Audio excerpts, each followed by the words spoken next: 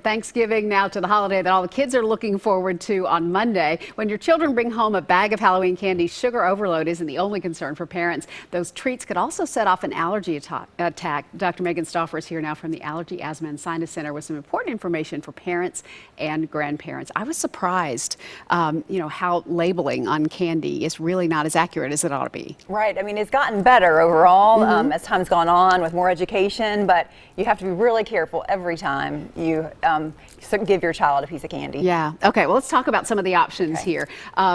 Check this out right here. The individual servings, the little fun sizes and things like that. A lot of folks are offering those for Halloween. What's the problem? The problem is they're not labeled. So if you take it out of the bag, you're not going to have any idea what is in that piece of candy. It's nowhere on the label. And the other thing is, if you assume that I always eat, X candy, the larger size may have some different ingredients in the mini size. Okay. So and there's no way to know. There's no way to know because it's not labeled. So of course, my advice there would be not to eat that candy if you have a food allergy. And you really have to read every label too. Yes, absolutely. So these are 2 Milky Ways. If you assume that you can eat a Milky Way every time, one Milky Way says that it contains egg. One says may contain egg, and so that would be some people may approach that differently. It may contain egg. There probably isn't any in there, when in fact there is, and they could have an accidental exposure to something they're supposed to be avoiding. Yeah. Okay, that makes a lot of sense. And the last one here, this surprised me. Yeah. So these candy bars were taken from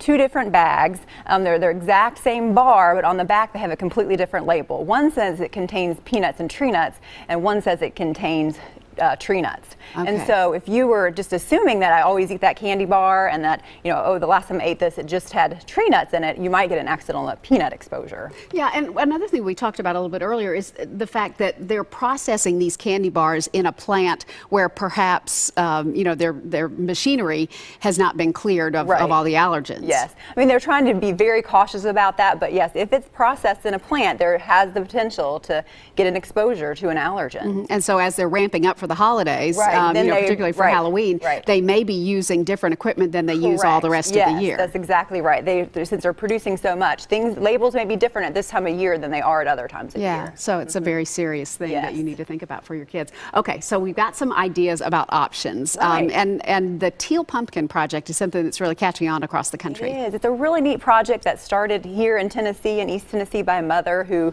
had a child with a food allergy. And the premise is that you set out a teal pumpkin, and that indicates that your home offers, allergy-free treats.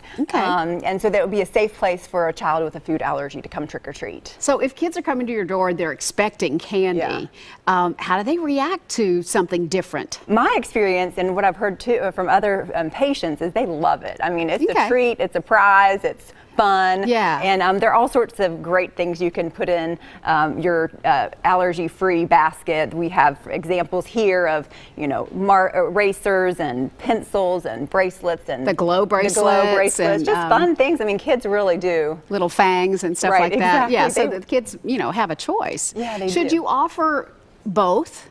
So that kids that are not allergic can have just regular candy? That's what I do. I think that's a nice thing to do. Yeah. Okay. And the difference too is that you can spend a lot of money on this candy, spend a lot less on those kind of treats. So we spent about $100 on all the candy treats, and we spent $22 on all the same size on all of the non-candy treats. So yes, you can actually save yourself a little money and benefit the children with food allergies. All right. So display that teal pumpkin and offer everybody a happy Halloween. Thank you so much. Thank you. All right. You can get all the details about the Teal Pumpkin Project online at foodallergy.org. If you need help with your allergies, you can connect with any of the 12 allergy, asthma, and sinus centers online at allergyasc.com.